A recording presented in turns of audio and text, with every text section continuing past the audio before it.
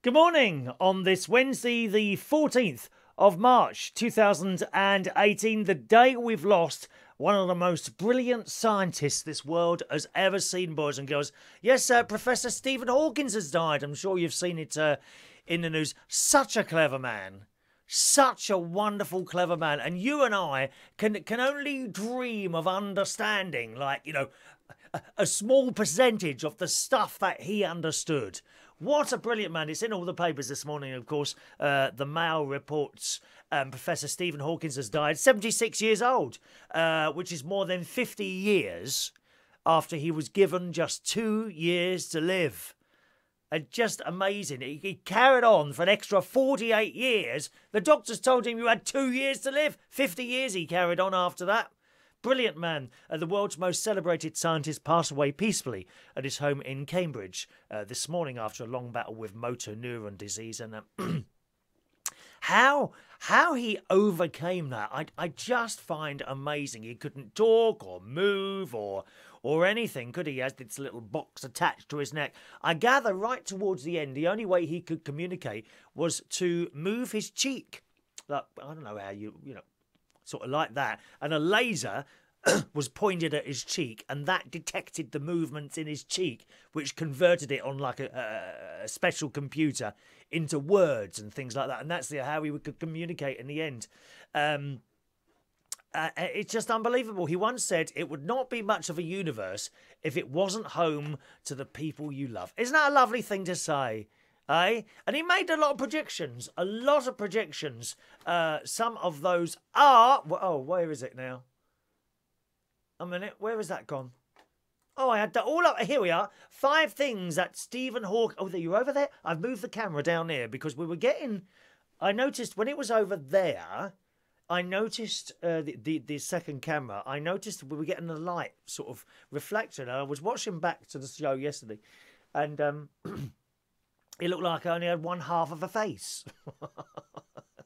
Maybe the other one's been blown off by the Russians sending nuclear missiles over here, dear. It's all very worrying. Anyway, 5 things Stephen Hawkins predicted the world will end. Number 1, a fireball. Death by fireball. Beware. There's another one gone past there, dear. We're all going to die in less than 600 years when the Earth is so overpopulated, our energy consumption will make the planet burn red. This is what he's predicting. Professor Hawking was speaking in November, where scientists meet from all over the world to share ideas. He was reported by saying by the year 2600, so what's that? That's about... about 1,500 years' time, something like that. Something like that. The world's population will be standing shoulder to shoulder, and the electricity consumption will make the Earth glow red hot. Maybe that's what happened on Mars. You don't know, billions and billions of years ago. To save itself, mankind must take a cue from American TV series star Star Trek and boldly go where no one has gone before, he said in the appearance, and developing the technology to travel at the speed of light. Of course, he was in Star Trek, you know. He made a cameo role in an episode of The Next Generation years ago. Yes, another prediction from Mr. Stephen Hawkins. Robots will take over the world. This year, in fact, Professor Hawking expressed his fear that artificial intelligence will replace humans. Well, there's not a lot of that around here, dear. I don't know anyone intelligent. No one. Everyone is completely and utterly stupid or mad. One of the two. I like to fit into the mad category. Thank you very much. I fear that artificial intelligence may replace humans altogether. If people design computer viruses, someone will design the artificial intelligence that replicates itself. This will be a new form of life that outperforms humans. Yes. I think it's number 3 that we've got to keep an eye on at the moment. Number 3, human aggression and nuclear technology will kill us in the end. Speaking to the BBC, we prayed to the BBC in the hope that one person from the BBC may one day watch this programme and give me my own chat show, like Parkinson or something like that. Speaking of the BBC on his 75th birthday celebrations, I fear evolution has inbuilt greed and aggression to the humans. There is no sign of conflict lessening, and the development of militarized technology and weapons of mass destruction could make that disastrous. The best hope for the survival of the human race might be independent colonies in space. Who's going to go to space first? Are you? Old Elon, is it Elon Musk? You know, Mr. Musk, he was saying the other day that we're almost ready to go to Mars, but the first few trips will involve people dying, you know, while they get used to, I don't know, things that they don't expect. Like radiation sickness and all that, because there's no protection on the spaceships. Is there, or something from radiation? I don't. Do I look like a spaceman? Don't answer that question. Number 4, we will find another planet to live on within 100 years. Yes. Professor Hawkins said we need to explore our technological capabilities to the fullest in order to avoid extinction. This is all in today's Daily Mirror, incidentally. This was explored in the BBC's 2 documentary Expedition New Earth, in which the professor enlisted engineering expert Christophe Galfard to explore the feasibility to interplanetary travel. In his interview with Wired, he also said he believed the planet had reached the point of no return. Oh, I believe that. I actually believe that now. You know, with all this pollution and plastic in... I mean, it's just pathetic, the plastic thing. The plastic thing is pathetic. OK, small, tiny inroads are being made. I think some bars are now... certainly Central Station, where I work, they're now selling wow-friendly straws or something that decompose into nothing. Well, you know, and someone's thinking about putting an extra little tax on polystyrene cups. Well, I mean, this is all very pathetic. What about the decades of plastic that is already there? What are we, and you know, a lot of it buried, a lot of it chucked in the sea. What are we going to do? Try and find it all and dig it all up and do something with it? No, it's there. That's it. And the pollution in the air, the damaging of the ozone layer. There's so much. I do think we've actually reached the point of no return. We've mucked it up, putting an M in front of instead of an F there. You may have noticed. And number 5, Donald Trump. The professor did not shy away from criticising Donald Trump. When the president announced he would not be signing the Paris Climate Agreement, bonjour, mon ami, et Paris. Anyone been up the Eiffel Tower? Oh, that's frightening, that is. I would only go up to I only went up the first leg. I wouldn't go up any height. I'm a bit afraid of heights, I'm afraid. When the president announced he would not be signing the Paris Climate Agreement, which aims to tackle the threat of global warming, Hawkins was among the most vocal opponents. Speaking to the BBC, oh, those 3 letters again. Speaking to the BBC during his birthday celebrations in July last year, Hawkins warned Trump's decision to withdraw would push the Earth over the brink. He said, "We are close to the tipping point where global warming becomes irreversible. Trump's action could push the Earth over the brink to become like Venus with a temperature of 250 degrees and raining sulfuric acid." Well, our umbrellas are going to be no good with that stuff, are they? Sulfuric acid just burns straight through the damn umbrella, dear. By denying the evidence for climate change and pulling out of the Paris Climate Agreement, Donald Trump will cause avoidable environmental damage to our beautiful planet, endangering the natural world for us and our children. Well, we can already see all this happening, of course, can't we? You know, with the, what's that thing in the water? Coral reef. It's totally destroyed, coral reef. There's hardly, all the corals dying now in various different places. Awful. But there we are. May he rest in peace, Stephen Hawkins. And let's hope that there are other people to take on his work. You know, that he's very, very clever at. What a clever man he was. The book he bought, the History of Time or something like that. Apparently a lot of people bought this book and they just could not understand it. It's all like, you know, formulas and things like X1 plus B7Z equals C minus C squared, or I don't know. I wouldn't have been able to understand it either. Let's say good morning to you all. Good morning to Paul. You're the only one there on YouTube this morning, Paul. Where's everyone this morning? Did you enjoy the show last night? We did a little show last night. Very late, about midnight last night we did a show. That was nice. We had a few people calling in on that. If you missed it, just go to my Facebook wall, facebook.com/Chris Ridden UK. It'll be, I think it's directly below this one, actually, yesterday's show. You can watch that on there. Good morning, Joanna, also on the YouTube this morning. Mark Jones gets the first message this morning in on Facebook. Good morning, Mark. John True, my little karaoke friend. Good evening, John. Some of the Belushi's staff came down to see me on Monday, which was rather nice. Lovely, lovely. Wow, just a wonderful crowd of people. And I said last night, and I say it again, and I'll keep saying that, I really missed the job at Belushi's in London Bridge. Someone else does it. It did get offered to me again, but I was working. I'd already had a job somewhere else, so I couldn't leave them, and it's not fair to the. I'm a very loyal person, John. Very loyal. Good morning, John. Morning, Merlin. Adam the plumber. Ray Reynolds. Morning, Ray. Seaman. Good morning, Suman. Seaman. Sehman. Suman, I would say. Says hello. I think it's your first time here this morning, so welcome along to you, Suman. Jerry Millen, Andy Baker. Everyone's here. Look, we're all here. Good morning, Alan Russell, who hasn't been asleep yet. Why is that then? Can you just not sleep? I have noticed as I've been getting older, I'm sleeping less. I still have, and I have to have, my 2 hours in the afternoon. If I don't get that 2 hours in the afternoon, it completely mucks me up later on in the day.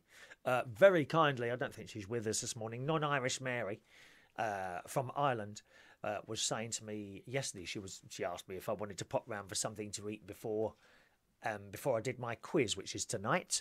If anyone's in the North London area, I host a quiz tonight. That's at the King's Head Theatre Bar. Here it is. Look, Upper Street, Islington. Come along to that tonight if you want. I think Ray Reynolds' team are making an appearance this evening. And also possibly the Short Planks team. There it is.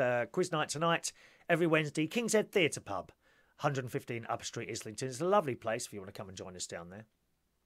And she said, why don't you come round? I've got some people having a meal.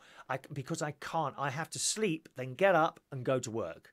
If something happens in between those two things, I'm not focused. Work first. Always work must come. I've always been like that. That's why I'm on my own. Always put the job first. And I have.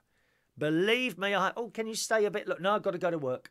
Got to go to work. I've been like that. Always been like that. Good morning to... Asma. Morning, Asma. Who are you, Chris? Well, it must be fairly easy to just click on my name and find out for yourself, my darling. All right. Good morning, Asma. We have the beast from the east. Yes, I mentioned that last night. More cold weather is coming, dear. It's not good. Not good. Ray Reynolds wants to come to Mars with me. Good idea, Mars. Mars, Jupiter. A little bit too far away, Jupiter. That would be cold. Is it cold on Mars? Or could we sort of, is it warm enough for humans to be on without taking electric heaters? Good morning to Mitch. Says someone else who can't sleep. Mitch. Oh, I'm sorry to hear that, Mitch.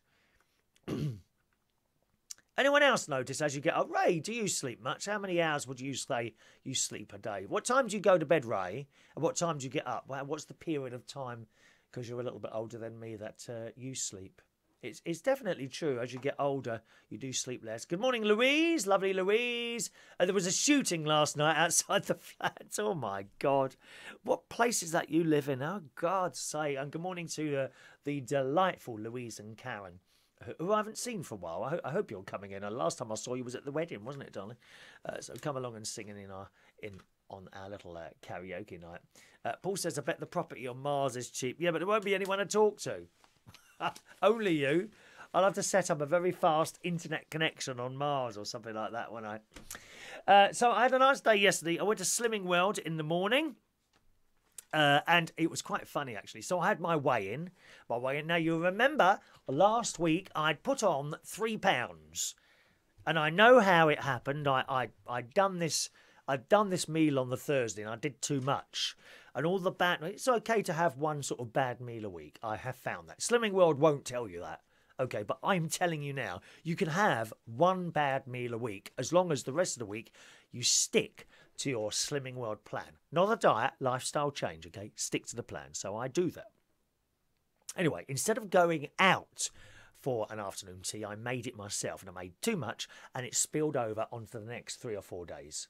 Extra scones and things like that. So I put on 3 pounds that week.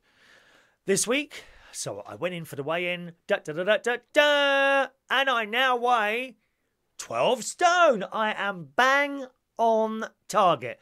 I am exactly 12 stone, which is my target weight. So this week I have lost the 2.5 pounds that I gained. That's even after having 2 pieces of lovely, delicious, to die for chocolate gâteau on Monday, which was Paul's birthday cake that he brought in. Oh, it was the best chocolate cake I've ever had. Really, really nice. So I've lost my 2.5 pounds. Bang on target level now. So I'm very, very pleased about that. So that's nice. Then we have what happens after we have the weigh-in. Then Linda, who is queen of all of Slimming World. Such a nice person. She puts on a damn good show. It's like a show. It's like a show. She's really good. She's really good, Linda. Friendly, nice. And she works damn hard on that thing. She starts off, well, good morning, everyone. So she said, first of all, I've got a little bit of bad news for you. I have some bad news, some terrible news for you. And we're all sort of, it all went quiet. What could this bad news be? And it seems the bad news is that the fruit and nut Slimming World chocolate bar is to be discontinued. And I'm like, oh my God, in a loud voice, I said, oh, for God's sake, I thought someone was dead. I thought someone was dead. It's enough losing all these people. Stephen Hawkins, who was it the other day died? Someone else died the other day, didn't they? We're losing every week goes past another 2 people that I've known for years and years, not personally, obviously, is dead. It just goes on. This has been going on now for 3 or 4 years. The first one was Scylla, wasn't it? Scylla died, and after her, they're just going down like dominoes. Aren't they? All these big stars. I'm worried myself because I'm as big as Scylla Black. I am, love. And Bruce Forsyth put together. Terry Wogan, but everyone. Stephen Hawkins now, he's the latest one. Who's next? Come on, take your bets now. Shall we have bets? Do you want to bet me who's going to die next? Come on, let's get some names up there. Let's see who's going to die next. All right, there's 2 on my mind, actually. There's 2 that are worrying me. Now, neither of them are ill, but they are both of an age. Can you guess who they are? Thank you, John. Ken Dodd. Ken Dodd, 90 is a good age, though, John, isn't it? 90 is a good age. Do you ever work out sort of how old someone is who's died? Like Ken Dodd's 90, then you think of your own age. Well, I'm 55, 65, so I've got about another 35 years. Do you ever do that? Anyone do that? There are 2 that are on my mind. See if you can guess who's on my mind.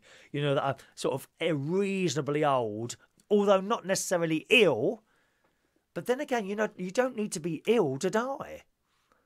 I've known a couple of people who have just, one who, I think there were 2 of them actually, one who went to bed one night and he was, I think he was 40 something, simply didn't wake up.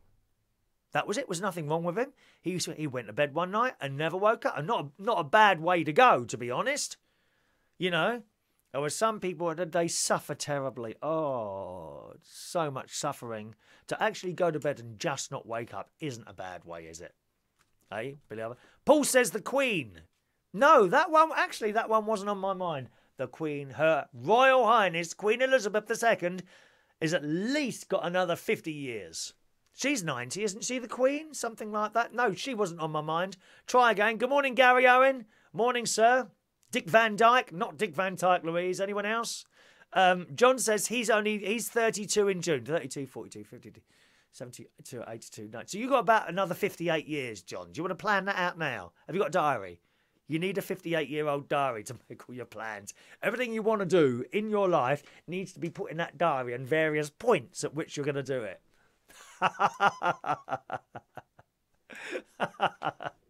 Ken Dodd, that's right, Louise, yes. Oh, Ray, there you go, look. So Ray watched the show last night and woke again at 4:30 a.m. to listen to Steve Allen. So Ray slept last night for 4 hours, would that be right? Good morning, Jerry Green, morning. Does that sound about right? 4 hours he slept last night. I went to bed... after I finish the show, if I do a nighttime show, I tend to go to bed quite soon afterwards, within half an hour. So I think I went to bed last night at about 1:30, and I watched a bit of telly in bed. I watched the news, And I went to sleep around about 2:30 in the morning, 3, 4, 5, 6, 7, 30, and I get up again at 8 in the morning. You generally get up at 8 in the morning. Good morning, Neathport Tablot, who says, Talbot, sorry, Cliff Richards is on his last legs. No, not him. No, you're not guessing this, are you? Good morning, Chris. Chris Pina Eccles, or Pina. Pina or Pina? Pina. Chris Pina Eccles. Oh, a very good friend of mine who I worked with for a while in... no, I didn't work with you. Didn't work with you, but we were quite close, weren't we, Chris? We used to go out to a wonderful little club on a Saturday night, didn't we, years ago, called Chariots? Oh, my God, the fun we have with you and your boyfriend there. Do you remember sitting on that settee? Lovely little club it was, a little exclusive club. It's not there anymore, unfortunately. And I never forget, we were sitting on that settee, the three of us, and I was nearly falling asleep, wasn't I, like that? Do you remember the shaking room as well?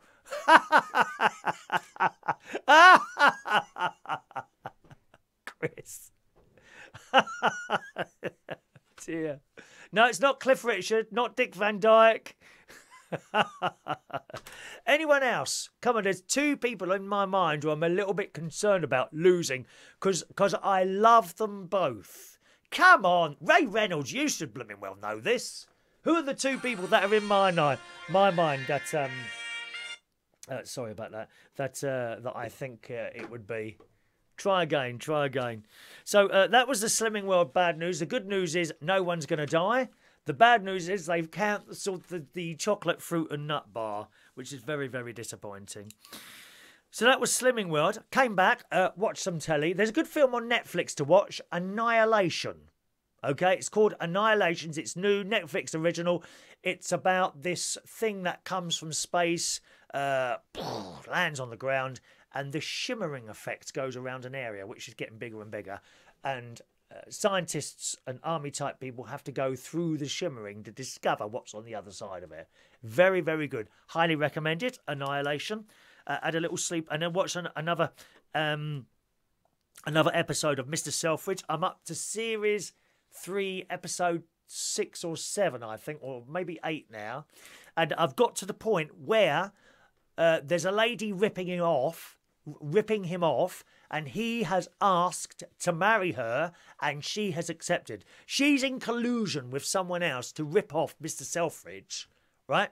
And Mr. Selfridge hasn't seen this. He hasn't seen through this yet, but has fallen in love with the woman. It looks like the woman's fallen in love with me, and now he's asked to marry her, and she said yes. Don't tell me, if you've seen the whole series, don't tell me what's going to happen. It'll spoil it for me.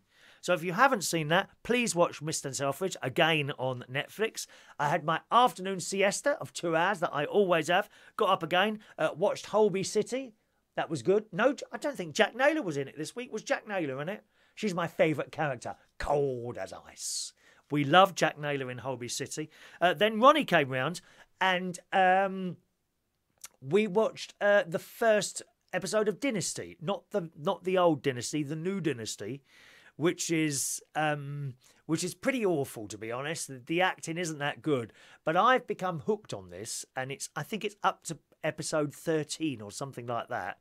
Ronnie hasn't seen it, but there are lines in it. There are certain lines in it that Fallon, who's Blake Carrington's daughter, is just a bitch. She is a bitch. And the stuff she comes out with has us laughing our heads off. And he hasn't seen it before.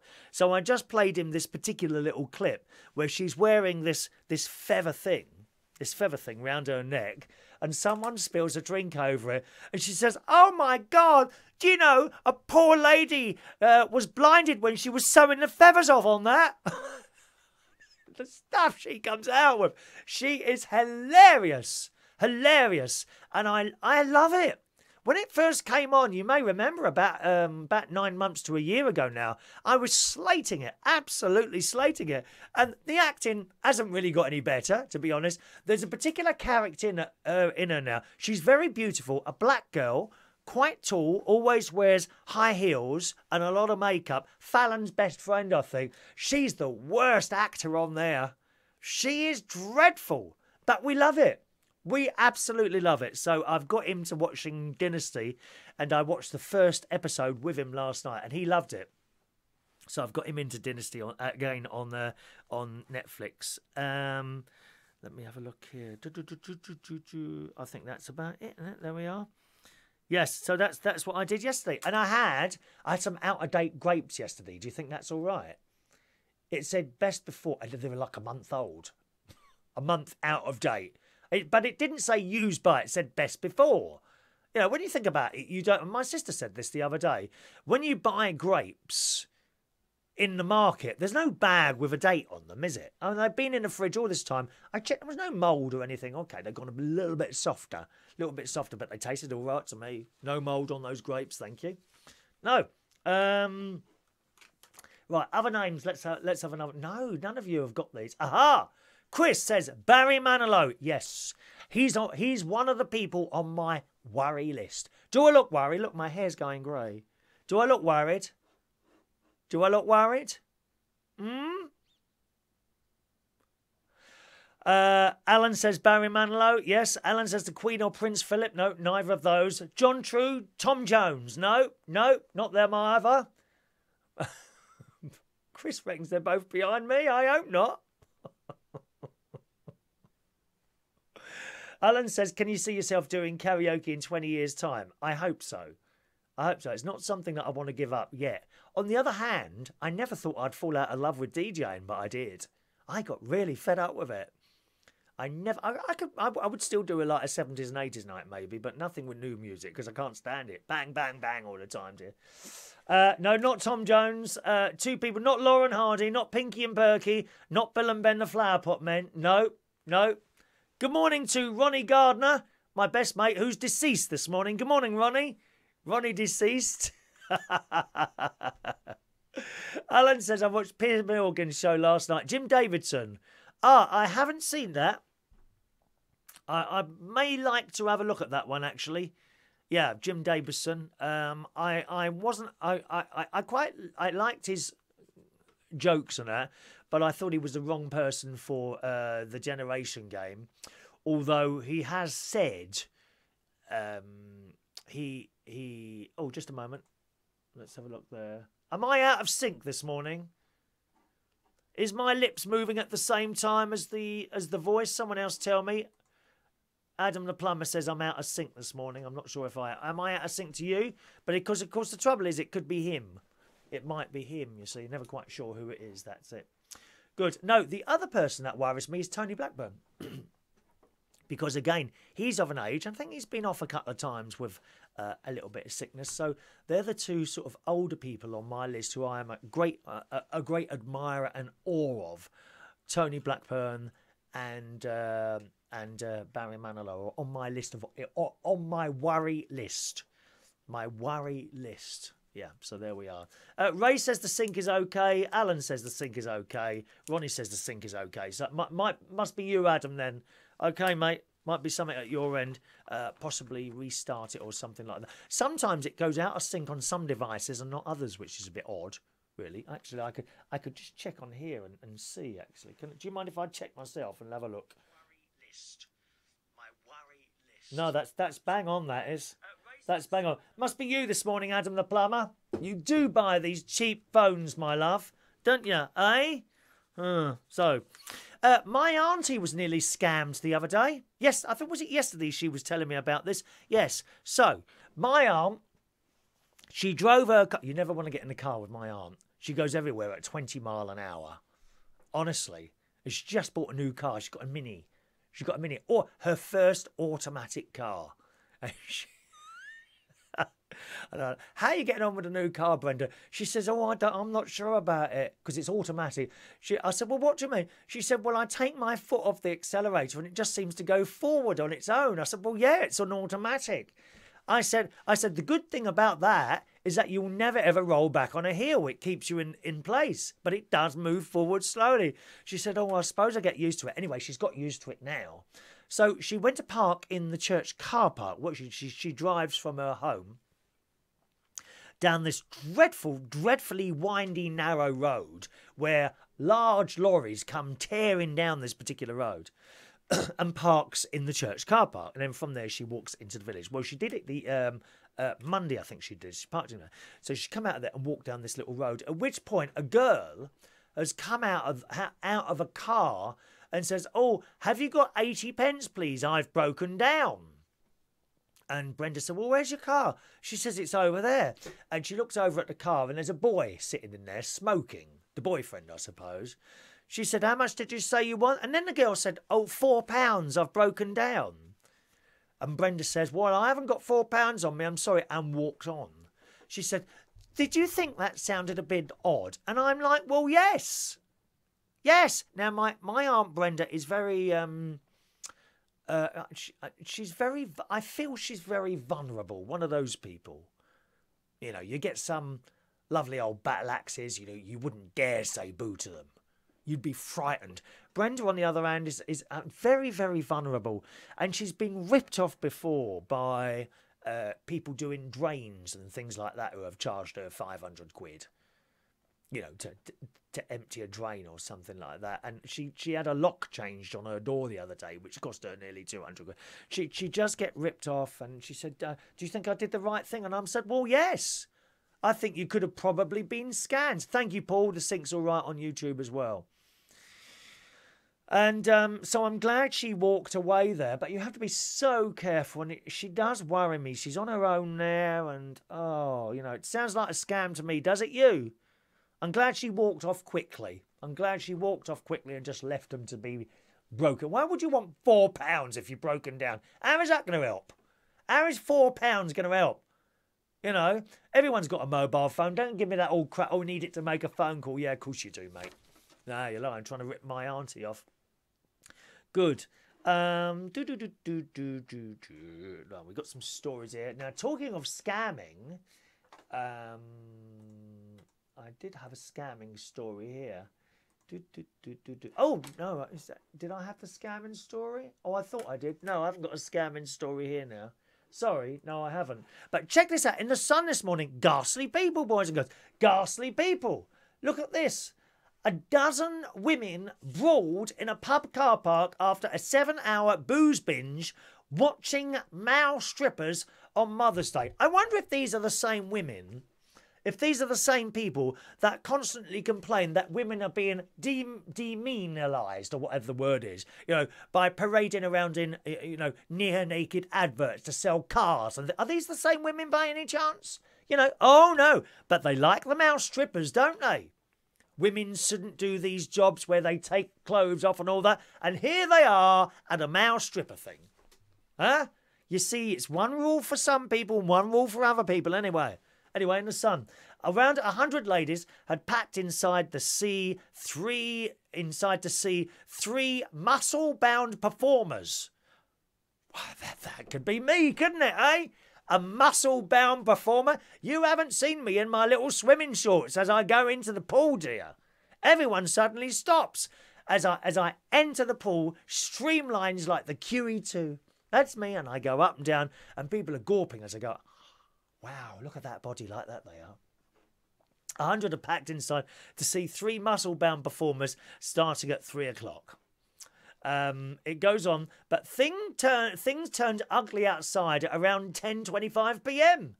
The Woodman Arms pub in Normandy, Middlesbrough, had advertised the free event with a poster that read, "Treat your mum to something different." Among the crowd, I mean, and why shouldn't blokes go to nightclubs and see naked women, and women go to nightclubs and see naked men? Why not, if they want to? If the women want to do the strippers' jobs and the men want to do the strippers' jobs, what right has anyone got to say to them, "No, you shouldn't be doing that"? Mind your own bloody business. Just because you don't want to do that, don't mean these girls want to do that or these blokes want to do that. There will be no fun in the world at some point. I'm telling you that now. Is this demeaning to men? Where are all the blokes now? Come on, lads. Where are all the blokes now? You know, all the people that are offended. Where are all the blokes that are offended now? Running down what was going on there. I don't see a single one. Is there a man there saying, oh no, these men are demeaning themselves? No, not a single one. So why is it the other way round when there were women taking off their clothes in strip bars and doing the pole dancing, which I've tried that a few times, pole dancing. Terrible. I'm not very good at it, so I couldn't get up. I couldn't get up. You know, every time I tried to climb up, I just slid back down and banged my bum on the floor again while it was being pinched by women on the way up. Do they pinch bum? Do men do pole dancing? I suppose men do pole dancing. Do they get their bums pinched as they're going around the pole? My sister tried pole dancing. She grabbed the pole, it just came off the ceiling. It was awful, dear. Very embarrassing. Among the crowd was actress Gabrielle Green, who starred in the children's BBC fantasy drama Wolfblood. She told followers on Twitter. I just know one. Who's on Twitter? Is anyone using that? Do you know, I reckon there's such a small amount of people who actually use Twitter. One of the most boring things. How can you say everything that you want to say in 14 characters or whatever it is? I couldn't do that, as you well know. Paul says, what's the opposite of feminism? I don't even know. No, you wouldn't be allowed. You wouldn't be allowed to do the opposite of feminism, Paul. No, you're not allowed to do that, mate. Anything that is like white, male, middle age, not allowed, mate. They hate us. Everyone hates us. Everyone hates us. Except when I'm stripping, of course, and they all want to grab me. Bottom pinching and all. It all goes on, dear. Back to the Sun. She told followers on Twitter, imagine, I've come home to take our mum out for Mother's Day and she's got me watching effing strippers. I don't believe for one moment you didn't enjoy that, you old bag. First on for a 15-minute set at 4 o'clock was Glenn Watson, 23, dressed as an odd man job. Next was Johnny Hunter, 28, of Washington, Tyne and Wear, wearing a police outfit. It's amazing how she's made all these notes when she wasn't enjoying it, isn't it? You know what I mean? He said, as he went to go on stage, a doorman told him they are wild in there. You've seen nothing like it. Johnny added, I don't know if it was just because it was Middlesbrough. I thought it was strange having strippers that early, 3 o'clock in the afternoon. It was rowdy. They were cheering and screaming and whistling. Some were game for it and up for it. I got them to suck a banana and lick cream off me. They weren't shy. After me, it was Sergeant Sex, the soldier. There's pictures of this in the Sun, incidentally. There's some lovely bums in those pictures. Lovely. I mean, looks a little bit like myself. You know, I may get a mirror later and just check myself. The strippers were paid £100 each. That's not bad, is it? 100 quid for taking your clothes off. They left at 6 o'clock, but many of the crowd were still there when fighting broke out. What are they fighting over? Well, they've had the strippers, perhaps in more ways than one. One witness said it was mayhem despite a couple of men trying to break things up. Well, you wouldn't go in there, would you? You'd be lynched by the women, dear, lynched. Another said they were all hammered. There was a lot of pushing and shoving, but it didn't look like anyone was in danger of falling over. I love it. I love it. There's my niece, Tracy Clifford, said, I'll give you £100 to keep on your clothes. Here, niece, is my niece still there? I think she is. Can you imagine, Trace? Can you imagine if you went out with a load of your girlfriends?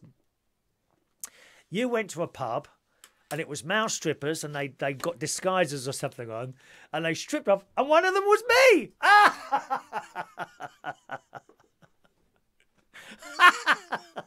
I love it. But as I say, you know, it does make me laugh. The Sun happily reports all this about women at a male strip, and it's all a bit of a giggle, you know, it's just a bit of a giggle. Yet, if it was middle-aged men or men going to a women's strip, they'd be down it. Oh, it's very demeaning to women. No, women shouldn't be doing this. You see, how is it one rule for that and one rule for that? That's what annoys me. That's what really annoys me. All the papers come to... what they see is they think they know what everyone's thinking. I tell you what, I have no problem with anyone taking their clothes off in a club and inviting other people to come and have a look. I may myself hire out an entire club at some point next week and advertise that I'm going to remove my clothes. Yes, I think I will do that. Thank you. As Mr. What do you mean as Mr. Blobby? No, not as Mr. Blobby. Yeah, there you go. There is a young lady, 30 years old, Tracy Clifford. She says, feminist crap. That is coming from a young lady, 30 years old, which I think is around about the age of where all these young ladies appear, for some reason, to be offended by everything that's going on around them. Or is it a tiny amount of people that have just got loud voices? I don't have a loud voice myself, as you well know. Alan says it would be a good laugh. Do you think so, Alan? Do you think they would laugh at me if I took my clothes off?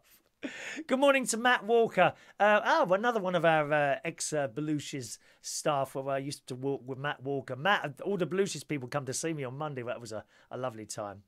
Ray Reynolds was in Pansy's People. Alan says, in Hackney, we have a little Metro Tesco. Every day there's a brother and sister asking for change. They've been doing this for 7 or 8 years now. I reckon they're rating about £30 or £40 a day. That's not a lot to be sitting in the cold, is it, to get £30 or £40 a day begging. Paul says, how much are the tickets for your show? 50 pence?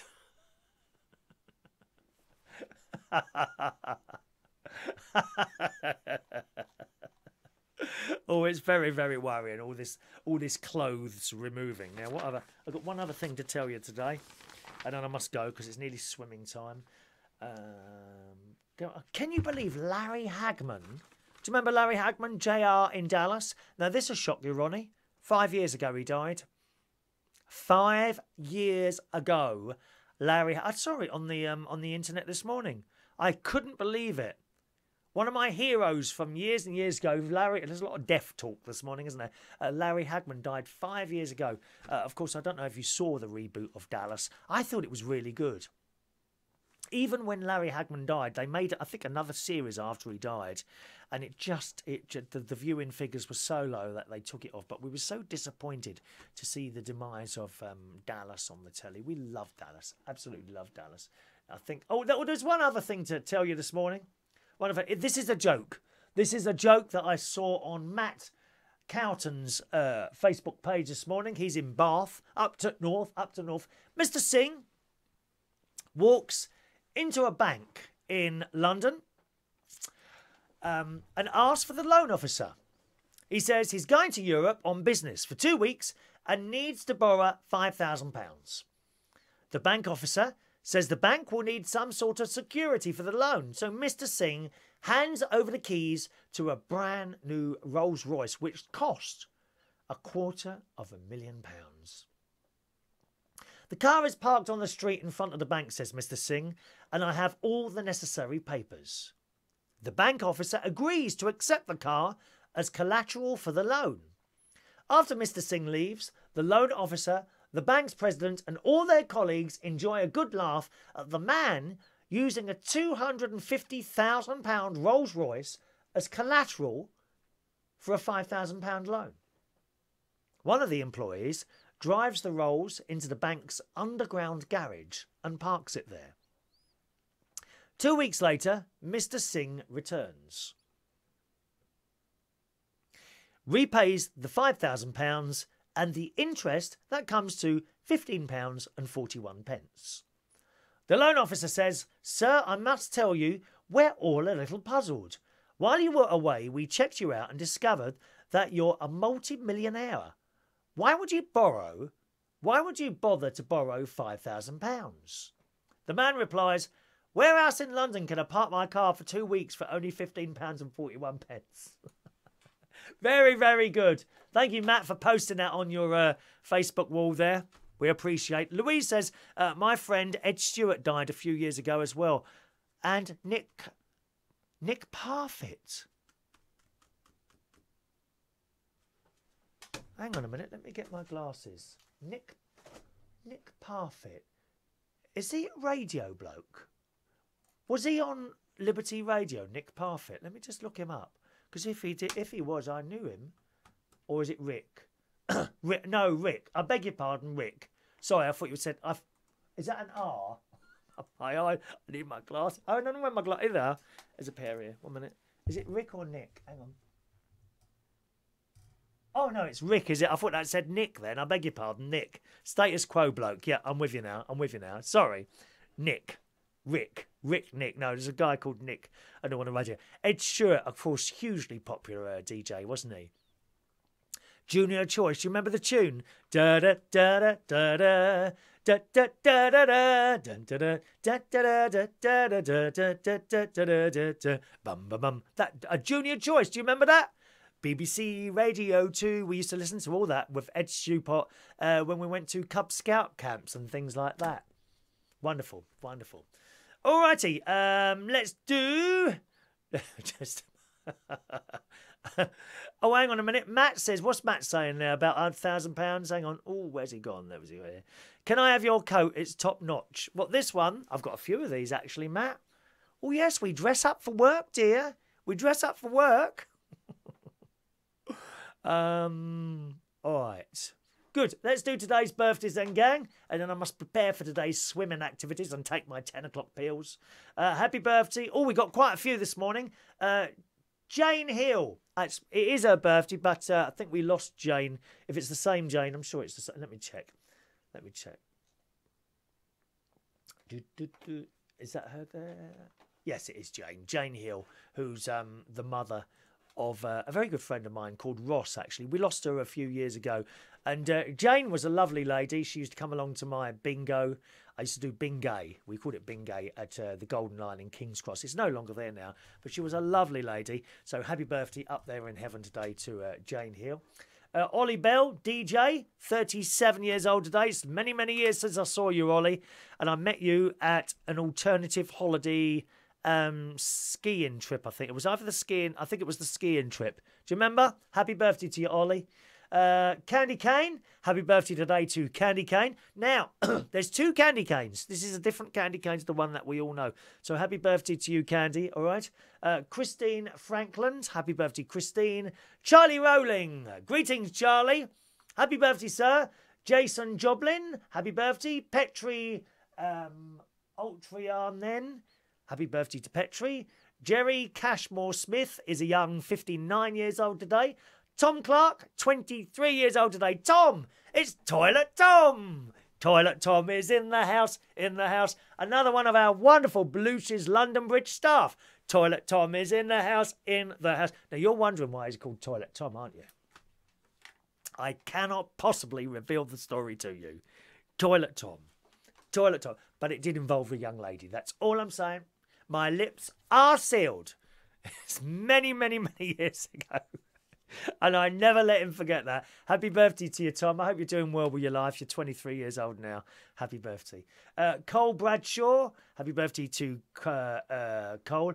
Chloe Witt, up to North in Lincolnshire. 16 years old today, aren't you, Chloe? That's a nice age. Happy birthday to you, Chloe. Kevin Hurst is 51 years old today. Mickey Finn is 50 years old today. Happy birthday, Mickey. 5 years behind me. And Tanya Sheridan, it says you're 113 years old. Which might be the incorrect age there, but we'll go along with it, as that's what it said. So happy birthday to you all.